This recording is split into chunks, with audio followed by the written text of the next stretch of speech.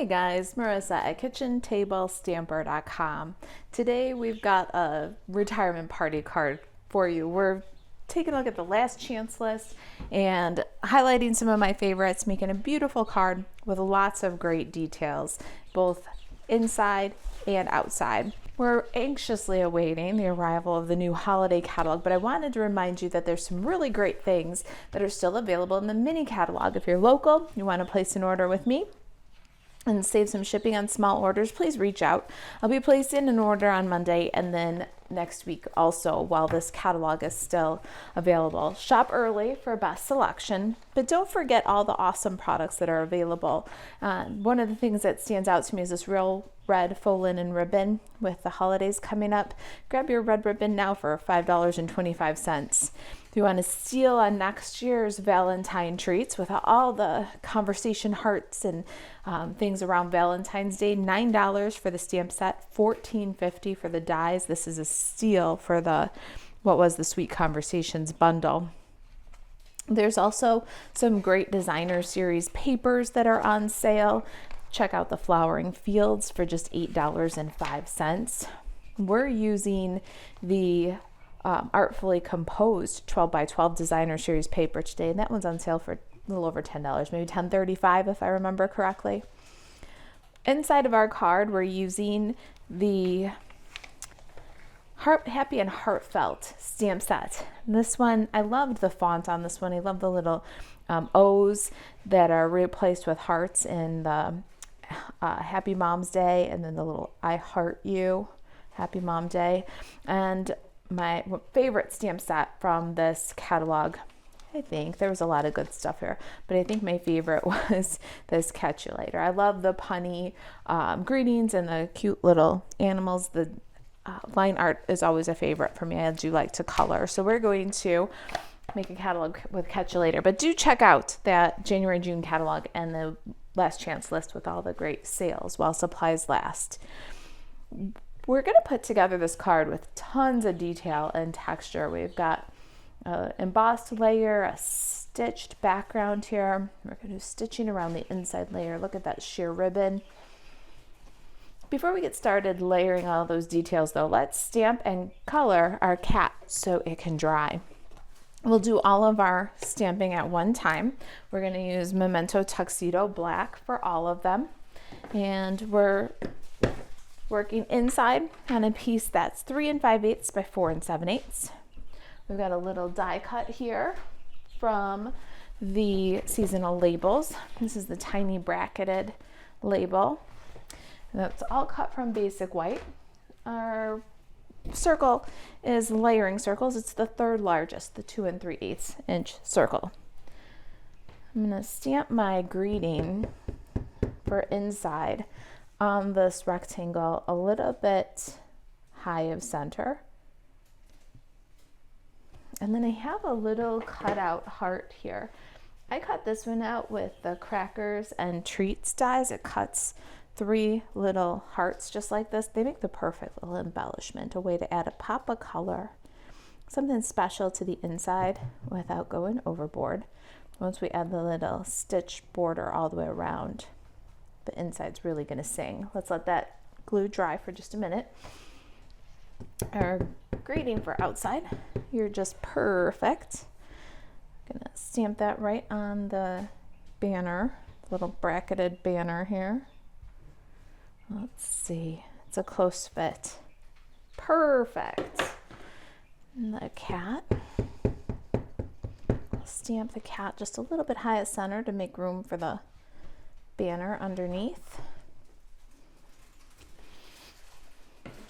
I just love that image. It's my favorite of the images in this set. I love the way the cat and the fish are looking at each other. We're going to color with a aqua painter or water brush and our classic Stampin' pad. So just squeeze the pad a little bit and get some ink on the top. That's going to work like a little paint palette. I've got Pumpkin Pie, Coastal Cabana, and Basic Gray. I'll start with my little basic gray cat here and load up the brush with ink where the artist drew the shadow. That's where we're going to start. And we'll just work our way out from there, letting the brush kind of clean itself as we go. And our cat will get lighter and lighter. I'm using just basic white cardstock. I don't think in most cases when you're just coloring an image that you need watercolor cardstock, maybe for more of the techniques and things. But for coloring an image like this, the basic white is a pretty good way to go. And you can build in the shadows. You can add a little bit of intensity, but it's really difficult. There's not much you can do to lower the intensity or get the ink out. So just take your time and build the color as you go. And there's your little cat. You're going to clean off the brush entirely before you change colors. I just used some of my small grid paper. Then we'll move to the water, Coastal Cabana. And start on the same left side there where the color was more intense on the left side of our cat. The color is going to be more intense on the left side of our water bowl. And see, as we move the brush across in little circles, it softens, the color lightens and naturally shades in as you go. Not a lot of work to it, but really fun results. And then our pumpkin pie fish. I'll go with a little sweep along the bottom of the fish and then just dab in and let the color lighten as you go up toward the top of the fish. And clean your brush before you put it away, so you start fresh next time you color. Super simple, but great results. Here's our little cat all dry. You can get great shading and some fun results. All right, we're done stamping. We're gonna let our cat dry and we're gonna work on some of those fun details, the texture details first. I'm gonna need my Stampin' Cut and Emboss machine. It's set up to cut, so we'll start there. We're going to use the Stitched with Whimsy dies. This is the second largest one in the set. You get 3 rectangles, a large, medium, and small, and 3 squares, large, medium, and small. And these don't cut, they just stitch, but you're going to use it just like you're cutting. So we've got our machine set up with 1, which is the platform, 2, which is the thin die adapter, 3, your cutting plate, then paper, and that die. And then we need another 3 on top. We'll give it a crank, just like your die cutting, but instead it's going to add a beautiful stitched detail. So there's one of the amazing textures that we're going to add along the way. Next, I've die cut from Coastal Cabana cardstock the largest label from the seasonal labels dies. I showed you that die chart earlier. This is the largest one, and we're going to add a quilted texture across the top using the stitched greenery die. So this again is when that doesn't cut, it just adds a nice stitched texture. There's our label. You can just peel it away and you'll see that the stitched greenery die just will make any label you have a quilted label. So it's a great wingman die. It makes every die cut you have new again. And you can also use it on the card front. It's large enough to do an entire card front, or on layers, cardstock layers that you build up on the card. Pretty cool, right? All right, that was texture number 2. Now texture number 3 is an embossing folder. We're going to do it on the whole card front. Now I've got a smoky slate card here. It's 8.5 by 5.5. We scored it at 4 1/4.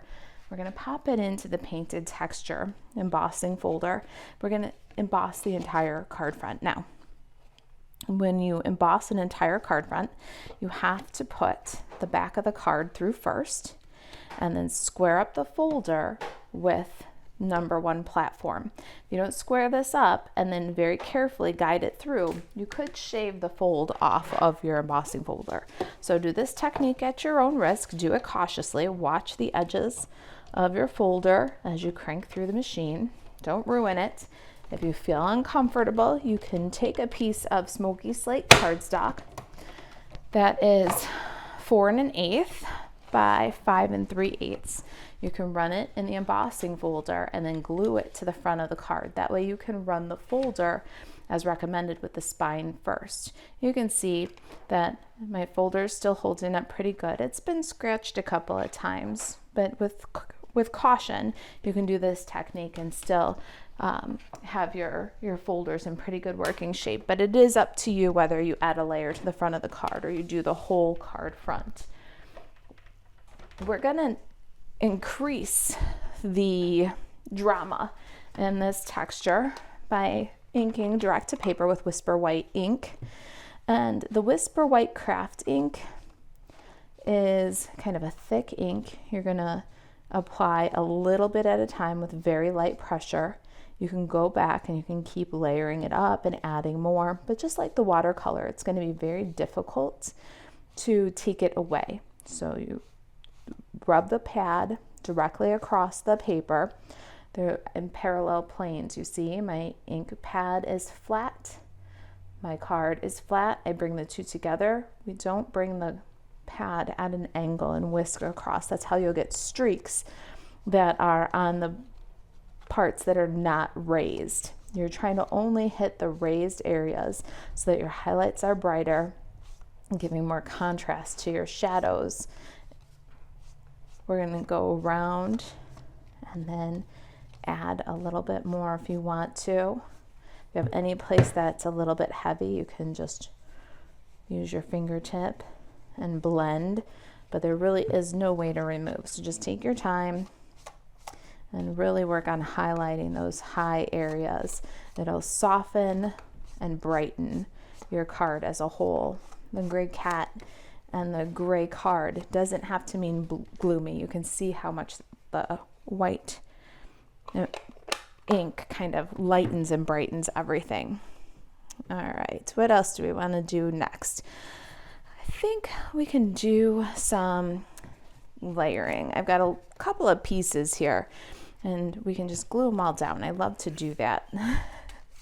All right, let's see. We've got our designer series paper.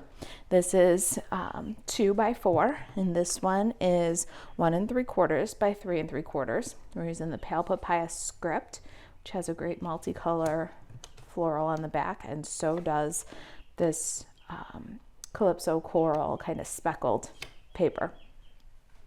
I have a basic white piece here. This is a die cut.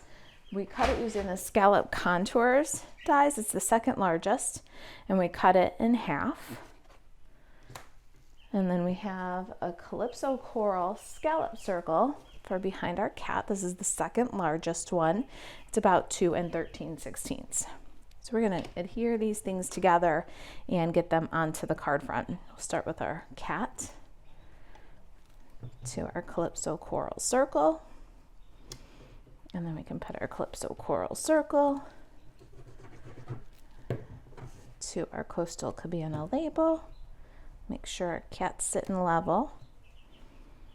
And go a little right of center because we're going to bring some flowers and leaves for embellishment. Now we can adhere the scallop pieces, and we're really just looking for the scallops there at the bottom of the card. So we're going to go about maybe 1.5 inches from the bottom of the card. I like to use liquid glue and work in pretty quick succession because then I can slide my pieces a little bit if I need to. So it's going to go at kind of a jaunty angle. And then this one, you've got a script on here. So just take a look and make sure that your script seems to be running the right direction. And now you can slide these pieces a little before you finally burnish them down. I'm going to add my label and see where that sits. All right, I think everything's looking pretty good here. So we'll go ahead and burnish down the whole bit. looking pretty good, right? Let's add a little label with some Stampin' Dimensionals. All right, you're just perfect. We can put that below our cap. Now let's do some punching. I've got scraps. Got Calypso Coral, soft seafoam, pear pizzazz, and a little bit of pale papaya. I'm going to punch my Calypso Coral flower. It's the smaller one, using the Flower Builder punch. And then we have the bow punch here. We'll do the sprig with soft seafoam, and the leaf with pear pizzazz. Let's see if we can work that one out. We sure can. And then last, our pale papaya flower for the center. There's a brand new flower. There's two of them actually. They're going to make great embellishments. You can cut 2 at a time. Cardstock, you could probably do 4 at a time because there's 2 dies. We're going to use this from the teacups dies to make a little flower embellishment for the center. Got my Stampin' Cut and Emboss machine all set up again to die cut. Pop that in and we'll give it a crank. Look at that cute little flower. I'll be using it for embellishments quite a bit. It's a perfect size to add just a little something to the front of a card. Now to shape those flowers, I'm going to grab my Stampin' Pierce mat and take your pick tool. Just pop the flowers on the mat and give a press right in the center. Give them some shape. Dot a glue inside the larger flower. Drop the smaller one right in. Slide that to the side and bring our card back in. We can bring our sample back in too. Well, that sets up for just a second. We'll give it a second to dry. Let's tie a bow. I have this beautiful sheer Whisper White seam binding. We're going to tie kind of a loopy bow. It's going to go behind the flower, so it's okay if the tails and ears are just a little bit long. All right, now for this, I'm going to use glue dots, and I'm going to use quite a few. It's going to make it really easy to put this together. We're going to pop our flower on a glue dot, and pop our sprig on a glue dot, our leaf on a glue dot, and then our bow on a glue dot. Pick up the bow, add it next to the greeting. Pick up the flower, add it over the bow, but don't cover your greeting. Give that a little finesse here. And the leaves. And the leaves can get tucked right behind. If you want a little extra support for the leaves, you can grab a mini Stampin' Dimensional, cut in half, and put it right underneath either the top leaf or the second from the top. That'll just hold it down so it's still lifted but not vulnerable. A little seafoam sprig. That one's going to go underneath too, just to lift your petals. If you're finding your stem's a little long and you're not quite getting it where you want it to be, cut it off. It's no big deal. Nobody's going to see it, and it'll look cleaner anyway from the outside. Give that flower a little finesse. We flattened it out a bit. One last touch is a bit of shimmer. I love this. I haven't used a lot of the large size of the iridescent gems, but for flower centers, they're absolutely perfect. This is a great versatile packet of embellishments. You get 3 sizes, tons of pieces. There's 200 pieces in this pack, and the large ones make really fiery flower centers. So we're gonna add a iridescent gem right in the center of our little flower. And there it is. Isn't that cute? You're just perfect. And then inside, let's go ahead and add our amazing stitched greeting. Being awesome is just your thing. A little liquid glue. And center that in. This one's almost as exciting inside as it is outside. I love all the details. All right, you guys, there it is. If you've got any questions, you can email Marisa at kitchentablestamper.com and to shop Stampin' Up 24/7. Don't miss out on the last chance list and the savings that there are to be gathered. Buzz over to marisaalvarez.stampinup.net. Thanks for watching. I'll see you in the next video.